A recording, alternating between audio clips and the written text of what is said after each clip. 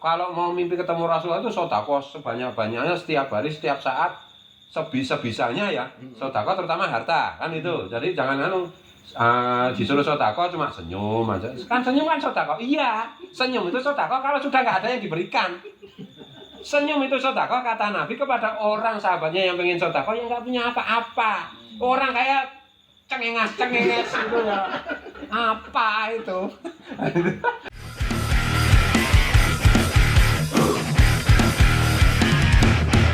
Bismillahirrahmanirrahim. Assalamualaikum warahmatullahi wabarakatuh. Waalaikumsalam warahmatullahi Halo wabarakatuh. Cinta Rofa bersama Gus Fuad Pleret Dan Mas Joni Aryadinata, pengasuh Pondok Pesantren Raudatul Fatihah. cerpenis dari Indonesia. Suatu hari, Hmm. jadi kawan saya datang ke rumah, kemudian bercerita. Hmm. Tadi malam saya mimpi Nabi Musa, bertemu Nabi Musa. Terus dipukul pakai tongkatnya nggak? Wah, dia diberi amalan. Oh kan itu ya. Kirain dipukul Kemudian pakai. saya mengatakan bahwa itu bagaimana proses bertemunya? Ya saya bertemu di gunung. Jadi Nabi Musa datang kemudian memberi petuah. Oh. Nah dia bertanya, Hmm. itu kira-kira betul nggak ya? Terus saya mengatakan bahwa selain Kanjeng Nabi Muhammad Allah SWT. itu mimpi bertemu Nabi selain Kanjeng Nabi Muhammad itu biasanya bisa benar bisa tidak.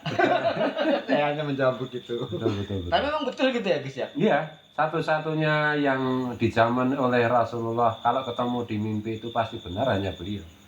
Bahkan Tuhan saja rela dipalsu. Jadi kalau misalnya Mas Joni mimpi ketemu Tuhan, nah itu palsu itu. Nah, gitu, Tuhan aja rela dipalsu itu. Tapi kalau Rasulullah itu Tuhan tidak berkenan untuk dipalsu. Kan itu pasti Rasulullah. Jadi begini Mas Joni, kadang-kadang orang salah paham. Misalnya ada juga teman kita itu bertanya gitu. Saya tadi malam itu kayaknya mimpi ketemu Rasulullah. Loh kok kayaknya itu gimana? Saya itu melihat burung hijau. Terus hinggap di jendela. Kok kayak lagu anak-anak kan gitu toh? Hinggap di jendela kan itu. Terus saya itu bertanya-tanya, apakah kamu Rasulullah? Terus dia itu gini-gini. Bukan begitu mimpi ketemu Rasulullah itu kan gitu toh. Mimpi ketemu Rasulullah itu seperti keyakinan kita itu tidak ada keraguan seperti kita di depan cermin. Di depan cermin itu kan ini siapa? Misalnya Mas Joni di depan cermin. Ini siapa ya? Joni apa bukan? Ya pasti toh. Kan nggak ada keraguan kan gitu. Nah, mimpi ketemu Rasulullah itu lebih jelas dari seperti itu. Jadi mungkin di dalam adegan diberitahu, oh, itu rombongan Rasulullah. Hati kita itu nggak bisa menolak, terdefinisi gitu. Atau kita melihat sosok profil nggak usah diberitahu, nggak usah itu Rasulullah. Nggak bisa menolak. Jadi langsung yakin kan gitu. Karena asal usul kita, ruh kita itu kan dari ruhnya Rasul. Jadi kita melihat diri kita sendiri seperti itu kan gitu toh.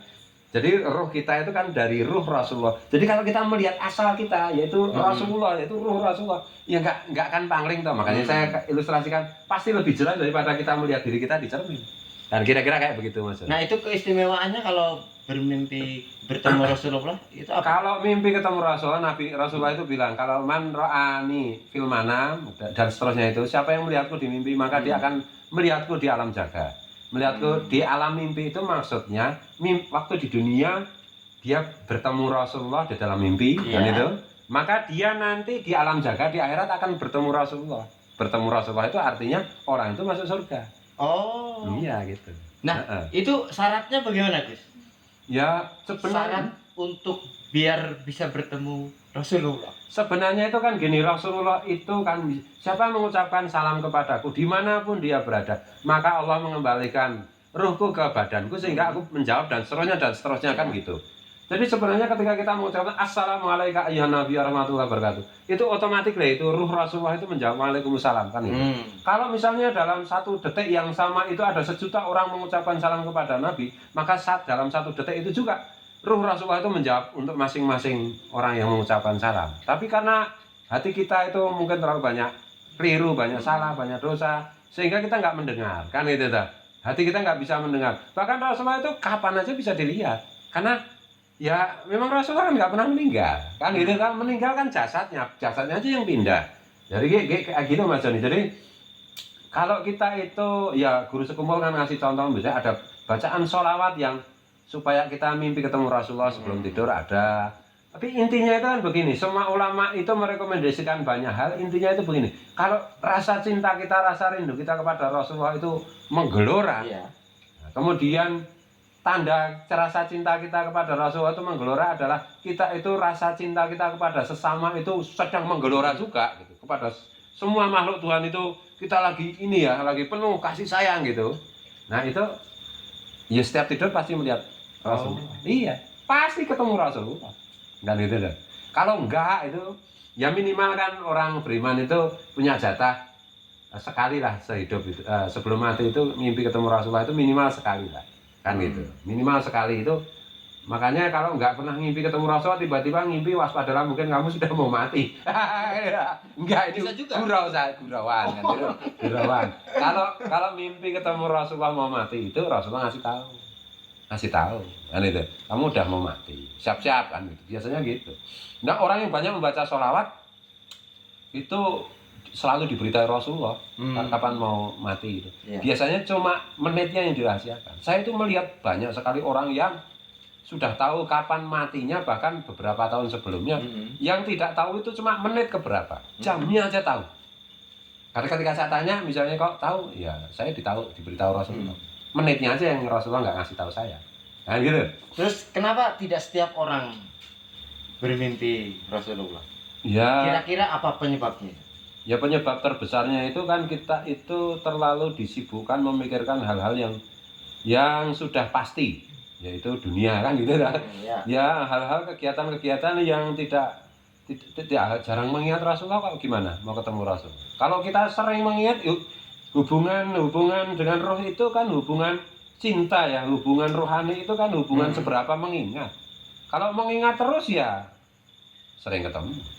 Nah kemudian gini Gus, dampaknya apa? Kira-kira misalnya orang selama hidupnya belum pernah bermimpi bertemu Rasulullah, kemudian suatu malam bermimpi bertemu Rasulullah, nanti ada dampaknya? Asarnya ada, bekasnya itu ada. Jadi apa bekas? Jadi begini Mas Doni, kalau kita berhadapan dengan otoritas wali yang besar ya, itu sang wali itu akan tahu kok.